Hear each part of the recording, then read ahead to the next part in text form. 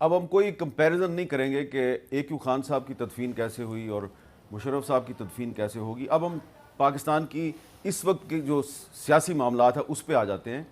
पिछले साल जब MQM ने पीपल्स पार्टी और दीगर PDM की जमातों के साथ इत्तेहाद किया तो उन दिनों में हमने आसिफ अली जरदारी साहब का एक इंटरव्यू किया था। तो आसिफ अली जरदारी साहब ने हमें MQM के साथ जो बातचीत चल रही थी उसके बारे में क्या बताया था, ज़रा सुने।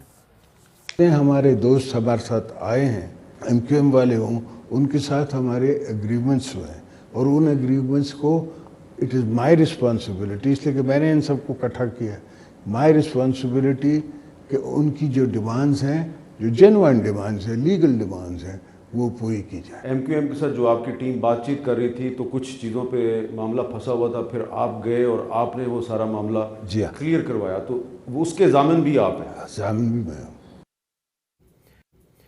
पहले जामिन बने थे आसिफ जरदारी साहब, फिर उसके बाद मौलाना फजलुर रहमान और शहबाज शरीफ साहब भी जामिन बन गए।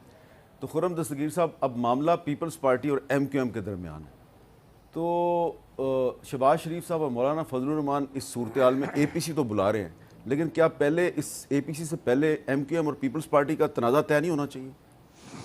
जी होना चाहिए और मेरे ख्याल में हो जाएगा। अभी हम परवेज़ मुशर्रफ की बात कर रहे थे, एक और सबक भी है जो हमें याद करना चाहिए। उन्होंने बड़ी कोशिश की मुल्क की जमहूरी पार्टियों को ख़त्म करने की, कि जी इनके लीडर बाहर भेज दें, इनका कोई ना कुछ ना बचे। लेकिन आपने देखा कि जमहूर को ताकत से ख़त्म नहीं किया जा सका। ये भी एक सबक है आने वाले नौजवानों के लिए कि जितनी मर्जी आमरीत हो और जितनी मर्जी तरीके से कुचल दें आप मीडिया को, अदलिया को, सियासी जमातों को, जिसकी जमहूर में ताकत मौजूद है ग्रास रूट्स के ऊपर, वो बचेगा और दोबारा खिलेगा। जिस तरह इमरान खान के दौर में सियासी मुखालफिन के अलावा मीडिया को कुचलने की कोशिश की गई और वो नाकाम हो गए, और अब हमें वैसी सूरत हाल अब नज़र आती है।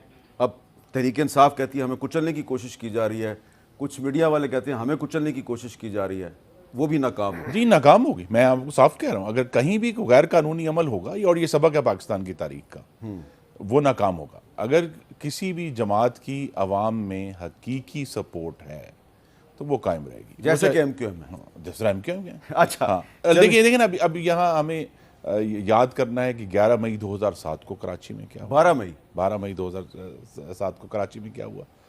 और हम सब के लिए जो इबरत की बात की कायरा साहब ने, कि उस शाम जब यहाँ एक उनकी जो हवारी जमात थी, जलसा था, तो उन्होंने आकर, आपको पता, मुक्के लहराए थे और कहा था कि देखें मेरी कितनी ताकत है। तो उस हवारी जमात के सरबराह चौधरी शुजात हुसैन अब आपके साथ जी। तो नाहक पाकिस्तानियों के कत्ल ताकत नहीं हो सकता। अच्छा, ना ही अकबर बुगटी का कत्ल ताकत का बायस बना, वो कमजोरी का बायस बना। मैं वापस जाऊंगा जी, जो इशू हमने उठाया है। अमीनुल हक साहब, पहले आसिफ अली जरदारी साहब जामिन थे, MQM और पीपल्स पार्टी के दरमियान जो तय हुआ था, फिर आपको याद है उसमें फिर मौलाना फजलुर रहमान और शहबाज शरीफ साहब भी शामिल हो गए थे। लेकिन अब सूरत हाल कुछ बदल गई है और अब खालिद मकबूल सिद्दीकी साहब जो हैं उन्होंने कल कुछ कहा, मैं चाहता हूँ वो नाजरीन वो भी सुन लें। हफ्ते के लिए पाकिस्तान पीपुल्स पार्टी की सूबाई हुकूमत को अल्टीमेटम दे रहे हैं और वादा याद दिला रहे हैं। शहर की सारी सड़कें आज की शब धरने के जानिब रवा दवा होंगी और धरना भी ऐसा होगा कि सब धरा का धरा रह जाए। धरना भी ऐसा होगा कि सब धरे का धरा रह जाए। अमीनुल हक साहब, मैं ये जानना चाहता हूं कि जरदारी साहब जामिन थे आपके और पीपल्स पार्टी के दरमियान, फिर शहबाज शरीफ साहब भी आए, फजलुर रहमान साहब भी आए, क्या वजूहात हैं कि जिसकी वजह से अब आप धरने की धमकी दे रहे हैं? देखिए, आसिफ अली जरदारी साहब एक बड़ी सियासी पार्टी के बड़े रहनुमा हैं, उनका मैं दिल से इज़्ज़त और एहतराम करता हूँ। मुझे याद है कि जब हम पहली दफ़ा उनके मीटिंग में गए थे, तमाम चीज़ें बिल्कुल एग्रीमेंट हुई थी, बातचीत हुई थी, और मैंने बड़ी अपने खालिद मकबूल सिद्दीकी की इजाज़त से मैंने एक बात की थी और उस तजुर्बे की बुनियाद पे गई थी। शायद आपके लिए में होगा कि 1988 में भी कराची डिक्लेरेशन में पाकिस्तान पीपल्स पार्टी और MQM ने साइन किया था और उसके एक में भी सिग्नेचरी मौजूद था। तो मैंने उस तजुर्बे की बुनियाद पे उनके सामने ये बात रखी थी कि हमेशा टॉप लीडरशिप पाकिस्तान पीपल्स पार्टी हमेशा अपने वादों को याद रखती है और उस पर अमल कराना भी चाहती है, बट खराबी कहाँ से जन्म लेती है? जब वो फैसले नीचे की तरफ जब मिड लेवल के ऊपर जाता है तो वहाँ से खराबियाँ जन्म ले रही होती हैं। और मैंने इस खदशे का उस दिन उस मीटिंग में भी किया था और हमें ऐसे ही होता नज़र आ रहा है कि टॉप लीडरशिप की तरफ से जो ऑर्डर इश्यू होता है वो मिड लेवल के ऊपर कहीं ना कहीं पर खराबियाँ जन्म लेती रहती हैं। हो क्या रहा है? क्या आप ये देखें कि MKM पाकिस्तान चूँकि एक जमहूरी सियासी जमात है तो जमहूरी असूलों के मुताबिक चलती है। जो सूरत हाल डीलिमिटेशन के हवाले से थी, लोकल गवर्नमेंट के इलेक्शन जो 15 जनवरी को होना था, हमने क्या अर्ज़ किया था? हमने अर्ज़ किया था कि ये इसको पहले डीलिमिटेशन को मुकम्मल किया जाए, उसके बाद इंतखाबात का इनेकाद किया जाए। और इसके सिलसिले में हम हाई कोर्ट भी गए, इलेक्शन कमीशन ऑफ पाकिस्तान के पास भी गए और सुप्रीम कोर्ट ऑफ पाकिस्तान के पास गए। सुप्रीम कोर्ट ऑफ पाकिस्तान ने हमें रिफ़र बैक किया कि आप सिंध गवर्नमेंट के साथ बैठे और डीलिमिटेशन को मसला हल करें। हम उनके पास बैठे लेकिन हमारी बात नहीं सुनी गई।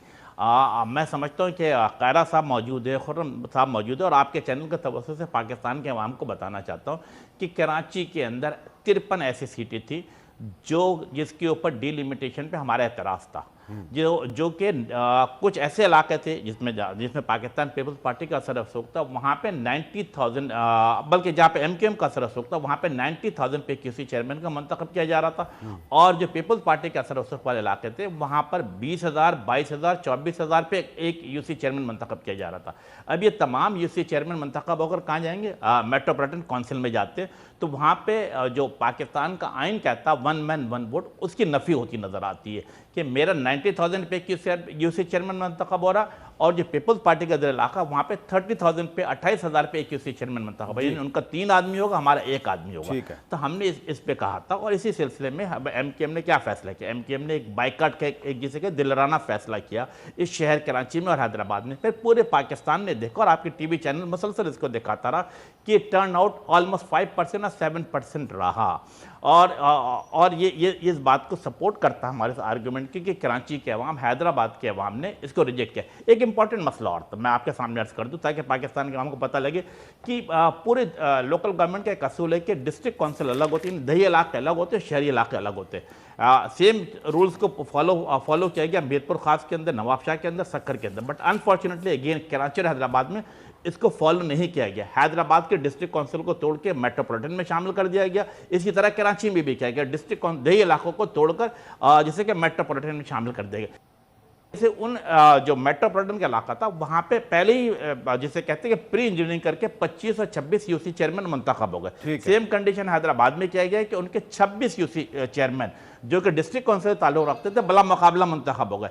तो हमें तो एक जिसे कहते हैं ना कि इवन प्लेइंग फील्ड ही नहीं मिली है और कराची के हैदराबाद के अवाम ने हमारे आवाज़ पर लब्बैक का मुकम्मल तौर पर बाइकाट किया। जी कायरा साहब, अब आपने बड़ी तफसील से अमीनुल हक साहब का मौक़िफ़ सुन लिया, तो वो तो सीधा सीधा धांधली का इल्ज़ाम लगा रहे हैं पीपल्स पार्टी की सूबाई हुकूमत पे। तो क्या ये जो 9 फरवरी को ऑल पार्टीज कॉन्फ्रेंस होनी है उससे पहले जरदारी साहब, शहबाज शरीफ साहब, मौलाना फजलुर रहमान ये मसला हल कर पाएंगे? मीर साहब, ये क्योंकि सिंध हुकूमत से रिलेटेड इशू था, बेहतर होता कि सिंध से किसी हमारे नुमाइंदे को लेते तो ज़्यादा तफसील से वो बात कर सकता। थोड़ी सी मैं भी गुजारिश करता हूँ, जो जितना मेरा इल्म है, अब मुझे थोड़ा सा वक्त भी दीजिएगा। मेजर इशू आया डिलिमिटेशन का। एक तो अमीनुल हक साहब हमारे भाई हैं, इन्होंने फरमाया कि इन्होंने जब डिलिमिटेशन हुई तो इंडिविजुअल उस वक्त तक सारी जमातें क्योंकि इकट्ठी नहीं हुई थी MKM, ये अच्छा हुआ कि MKM इकट्ठी हो गई, लेकिन इन्होंने उसके ऊपर अपील्स की। वो जहाँ ट्रिब्यूनल्स में भी हुई, वो हाई कोर्टों में भी हुई, वो सुप्रीम कोर्ट में भी हुई, इलेक्शन कमीशन में भी हुई, लेकिन यही कहा गया कि जी हमारी बात नहीं सुनी जा रही। और कराची की टोटल जो यूसीज हैं वो शायद 245 या 46 हैं। 245-46 यूसीज में जो फ़र्क है, ये बात दुरुस्त है कि वहाँ पे यूनियन काउंसिल की जो कॉन्स्टिट्यूशन है वो 45,000 से लेके 75,000 के दरमियान यूसीज बन सकती है और 10% प्लस माइनस का कानून हर जगह मौजूद होता है। ये मीर साहब याद रखिए, कौमी असम्बली और सूबाई असम्बलियों के लिए भी यही कानून होता है। कौमी असम्बली का 6 लाख का 20% प्लस माइनस, ठीक है, सूबाई असम्बलियों का 3 लाख का प्लस माइनस के साथ ये वेरिएशन रखी जाती है। कौमी असम्बली की कई सीटें वो हैं जो 11-12 लाख पे हैं और कई सीटें वो हैं जो 4 लाख पे हैं। तो ये नहीं है कि यूनिफॉर्मिटी होती है, कई जगहों पे कंपल्शन आ जाती है। और मैं अपने भाई अमीनुल हक साहब से 2 गुजारिशात करना चाहूंगा। मैं दावे से ये बात कह रहा हूं, 10 नहीं चले 15 यूसीज से जायद यूसीज नहीं है जो 30,000 से कम की आबादी की है। 15 से भी कम है, लेकिन उसकी वजह डिलिमिटेशन हमने नहीं की, डिलिमिटेशन की इलेक्शन कमीशन ने, और अदालत के हुक्म पे इलेक्शन हुआ। हमें तो इल्जाम सब दे रहे थे, मीडिया भी दे रहा था कि पीपल्स पार्टी इलेक्शन से फरार हासिल करना चाह रही है, भाग रही है, और इलेक्शन का हुक्म दे दिया गया। इलेक्शन कमीशन ने कहा हमने कराना ही कराना है, अल्टीमेटली वो इलेक्शन हो गया। हमने जब इनके साथ बैठ के ये गुफ्तगू की, बातचीत की, डिलिमिटेशन की, ये जो 53 सीटों का इशू है ना, एमक्यूएम ने कुछ 70 या 72 सीटों के ऊपर बात की जो इनके पास लिस्ट थी, और इन्होंने बैठ के उसके ऊपर कहा कि जी ये 72 सीटें हैं जिनके ऊपर हमारे तहफ़्फ़ुज़ात हैं, ये सीटें छोटी बड़ी हैं, ये इनकी आबादी जो है वो इम्बैलेंस्ड है। मैं आज भी अपने भाई से गुजारिश करूंगा कि वो सीटें जो सबसे छोटी हैं, जिनकी आबादी सबसे कम है, वहाँ पीपल्स पार्टी कम जीती है, ज़्यादातर हमारी दूसरी जमातें जीती हैं। लेकिन मैं फिर अपने भाई से गुजारिश करूंगा कि अगर 15 से ज़ायद सीटें ऐसी हैं, 15 से कम सीटें ऐसी हैं, तो 246 के नंबर में इतनी सीटों का वेरिएशन तो इतना बड़ा नहीं है। ये कौमी असेंबली में भी है, मैंने गुजारिश की। तो मसला हल होगा कि नहीं होगा? मसला हल होगा कि नहीं होगा? दूसरा मीर साहब एक आखिरी गुजारिश, उस पर भी बात करता हूँ। दूसरी गुजारिश यह है कि जब हमारे पास आप लोग तशरीफ लाए थे तो मेरी इतला यह है कि उन 70-72 सीटों के बाद जब ये फैसला हुआ कि भाई 45,000 से 10% प्लस माइनस पे सीट बननी है, तो आप जो आबादी दे रहे हैं ये दुरुस्त नहीं, तो वहीं बैठे उसमें कटौती करके अल्टीमेटली 53 सीटों पे कहा गया कि ये कोई 30-35 हज़ार की आबादी बनती है एवरेज, ये आप हमें इसका नोटिफिकेशन दे दें। आपको कहा गया कि ये मुमकिन नहीं होगा, लेकिन आपके इसरार पे वो नोटिफिकेशन हुआ। सिंध गवर्नमेंट ने लिख के दिया इलेक्शन कमीशन को, बट दैट वाज रिफ्यूज्ड। चले, आपने अपना मौक़िफ़ बड़ी तफसील से बता दिया है, और सिंध हुकूमत के नुमाइंदे जो हैं वो भी ये बात कर सकते हैं, लेकिन शायद वो गुरेज करते हैं। हमारे प्रोड्यूसर्स का दावा है कि उन्होंने कोशिश किया, लेकिन सिंध हुकूमत जो है मैंने सिर्फ इतने इसलिए नहीं कहा क्योंकि आप मेरा मकसद ये था कि वो ज़्यादा आगाह होंगे। आप एक वफाकी जमात है, तो इसलिए शायद प्रोड्यूसर ने सोचा। मैं हाजिर हूँ, मैं हाजिर हूँ।